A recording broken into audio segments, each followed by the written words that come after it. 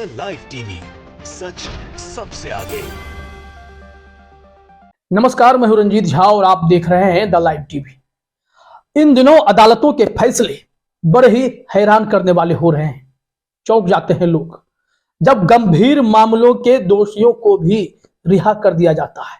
बीते कुछ महीनों में ऐसे भी चौंकाने वाले फैसले हुए हैं जिसकी आलोचना पूरा देश कर रहा है। हालांकि सुप्रीम कोर्ट तथ्यों के आधार पर ही कोई फैसला करता है या अदालतें फैसला करती है, लेकिन इसके पीछे कौन होता है जो अदालत के सामने सही साक्ष्य नहीं रखता है, इस पर हम चर्चा करेंगे। लेकिन जो सबसे ताजा मामला है, राजीव गांधी जो हमारे भारत के प्रधानमंत्री रहे थे, उनके हत्यारों की रिहाई हो गई। सुप्रीम कोर्ट ने उन दोषियों को बरी कर दिया और इसके बाद इन दोषियों के घर के बाहर जश्न मनाए गए, पटाखे फोड़े गए। ठीक उसी तरह जब बिल्किस के 11 गुनहगारों को रिहा किया गया था, समय पूर्व रिहाई हुई थी, तो उनका फूल माला से स्वागत हुआ था, मिठाइयां बांटी गई थी। अब इनके पास जो है पटाखे छोड़े गए हैं। इसका वीडियो भी सोशल मीडिया पर सामने आया है। आप अपने स्क्रीन पर भी यह वीडियो देख सकते हैं। ये जो क्रैकर्स की धूम आप देख रहे हैं, ये जश्न है कि राजीव गांधी के हत्यारों की रिहाई हुई। सुप्रीम कोर्ट से यह फैसला आया, उसके बाद देर रात जश्न मनाया गया, क्रैकर्स जलाए गए। इस खुशी में ये दरिंदे, ये हत्यारे बाहर आ गए। इस वीडियो में आप यह भी देख सकते हैं कि दुकानों के आसपास खड़े बुजुर्गों को या लोगों को मिठाई भी बांटी जा रही है, लड्डू बांटे जा रहे हैं, क्योंकि राजीव गांधी के हत्यारे रिहा हुए हैं। यह वीडियो हैरान करने वाला है। इसमें जहां एक ओर पटाखे जलाए जा रहे हैं, दूसरी तरफ मिठाइयां भी बांटी जा रही है। ये पूरे विजुअल्स को जो भी देख रहा है आश्चर्य कर रहा है। और इस वीडियो को ही शेयर करते हुए वसीम अकरम त्यागी ने ट्वीट किया है, अपने स्क्रीन पर देखिए। उन्होंने लिखा, तमिलनाडु नलिनी श्रीहरन जो पूर्व प्रधानमंत्री स्वर्गीय राजीव गांधी की हत्या के 6 हत्यारों में से एक थी, उन्हें सुप्रीम कोर्ट ने जेल से रिहा करने का निर्देश दिया। वेल्लोर में उन हत्यारों के आवास के पास उनके समर्थकों ने पटाखे फोड़े और यही विजुअल्स आप देख पा रहे हैं। इसके साथ ही साथ लोग भी हैरानी जता रहे हैं। एक ट्वीट हम आपको और दिखाते हैं जो इसी वीडियो पर कमेंट के रूप में है। ऐश मोहम्मद खान ने ट्वीट किया है वसीम अकरम त्यागी को कोट करते हुए, सोचो यह लोग कितने दूषित हो चुके हैं कि हत्या आरोपी की रिहाई पर पटाखे फोड़ रहे हैं, तो यह अपराध करने के बाद खुद पर कितना गर्व करते होंगे। इंसानों के बीच में हैवान पनप चुके हैं। इंसानों को चाहिए ऐसे हैवानों से दूर रहें। जाहिर तौर पर इतने गंभीर मामलों के दोषी अगर रिहा हो रहे हैं और ये जश्न मना रहे हैं, तो लोग सवाल खड़ा करेंगे ही। अब सुप्रीम कोर्ट ने जो यह फैसला लिया है, उसकी आलोचना तो चारों तरफ हो ही रही है, लेकिन बड़ा सवाल यह है कि बीते कुछ महीनों में इस तरीके के फैसले काफी हैरान करने वाले होते हैं। आप देखिए, बिल्किस से ही शुरू करते हैं। बिल्किस बानो के 11 गुनहगारों को रिहा किया गया। उसके बाद हाल ही में आपने देखा, छावला गैंग रेप केस के जो दोषी थे उनको भी सुप्रीम कोर्ट ने बरी कर दिया। अब वह पीड़ित परिवार सदमे में है, दुखी है, उन्हें अब खतरा महसूस हो रहा है। आखिर सुप्रीम कोर्ट में इन दोषियों का केस कमजोर कौन कर रहा है?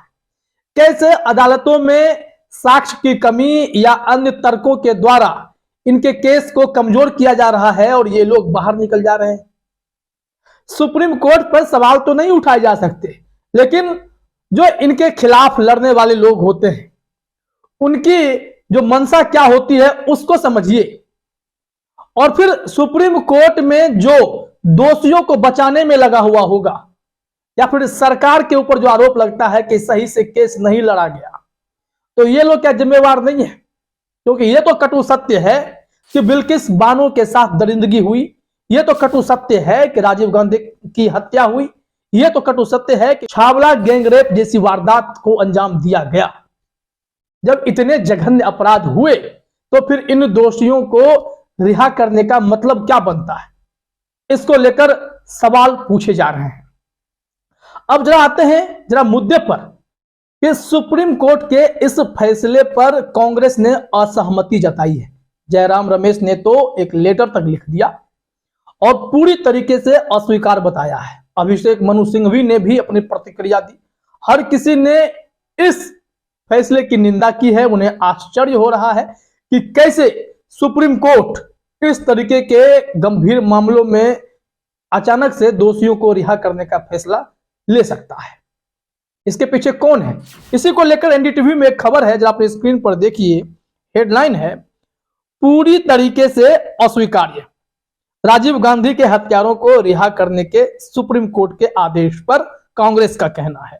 इस मामले में कांग्रेस महासचिव जयराम रमेश पार्टी की ओर से बयान जारी कर बोले, बहुत दुर्भाग्यपूर्ण है कि उच्चतम न्यायालय ने देश की भावना के अनुरूप कार्य नहीं किया। कांग्रेस पार्टी इसकी स्पष्ट रूप से आलोचना करती है और इसे पूरी तरह अक्षम्य मानती है। सुप्रीम कोर्ट ने अपने फैसले में क्या कहा, वो भी जरा गौर करना जरूरी है कि लंबे समय से राज्यपाल ने इस पर कदम नहीं उठाया तो हम उठा रहे हैं। ये आज तक की खबर है, इसमें बताया गया है। कोर्ट ने कहा कि इस मामले में दोषी करार दिए गए पेरारीवलन की रिहाई का आदेश बाकी दोषियों पर भी लागू होगा। इससे पहले सुप्रीम कोर्ट ने इस साल मई में पेरारीवलन को रिहा करने का आदेश दिया था। अब 6 लोग जो रिहा होंगे उसके भी नाम है कि राजीव गांधी हत्याकांड में नलिनी, रविचंद्रन, मुरुगन, संथन, जयकुमार और रॉबर्ट पायस को रिहा करने के आदेश दिए गए हैं। पेरारीवलन पहले ही इस मामले में रिहा हो चुके हैं।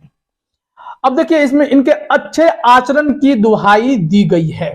इसमें साफ लिखा हुआ है, सुप्रीम कोर्ट ने 18 मई को जेल में अच्छे बर्ताव के कारण पेरारीवलन को रिहा करने का आदेश दिया था। जस्टिस एल नागेश्वर की बेंच ने आर्टिकल 142 का इस्तेमाल करते हुए यह आदेश दिया था। यह पेरारीवलन के मामले में है, बाकी लोगों पर भी यही नियम लागू कर दिया गया कि इन लोगों का भी आचरण ठीक है। जब पेरारीवलन रिहा हुए थे तो उनके घर भी मिठाई लड्डू बांटा गया था, जश्न मना था। यह भी खबर है, आप हेडलाइन देख सकते हैं कि इसमें साफ साफ लिखा हुआ है कि जब उनकी रिहाई हुई तो उन पर जो है उनके लिए जश्न मनाया गया, लड्डू मिठाई सब बांटे गए। ठीक उसी तरीके से जैसे बिल्किस बानो के गुनहगार रिहा हुए, सामने आए तो उनके लिए लोग उमड़ पड़े थे, खास करके बीएचपी के लोग या फिर उनको चाहने समर्थन देने वाले लोग, ये सब उमड़ पड़े थे और ये मिठाई लेकर आ गए थे, फूल माला से उनका स्वागत किया था।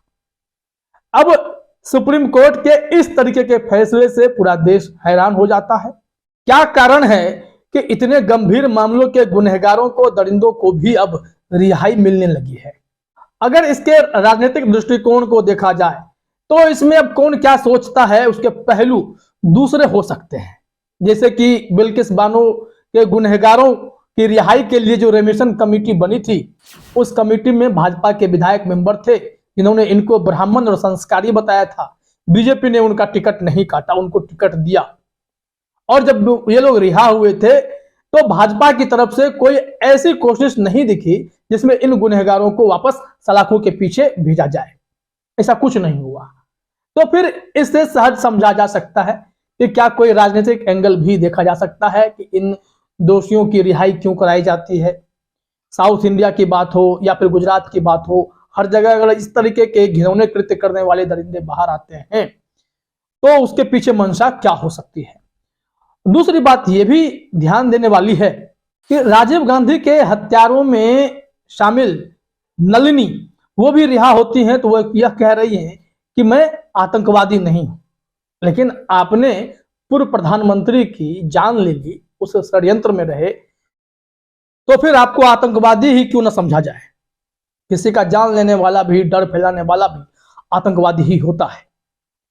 कुल मिलाकर के इस पूरे घटनाक्रम को देखें, तमाम सुप्रीम कोर्ट के फैसले या अन्य अदालतों के फैसले को देखें जिसमें गंभीर मामलों के दोषी रिहा होते जा रहे हैं, वह कहीं ना कहीं न्याय व्यवस्था पर गंभीर सवाल खड़ा करता हुआ दिखाई पड़ता है।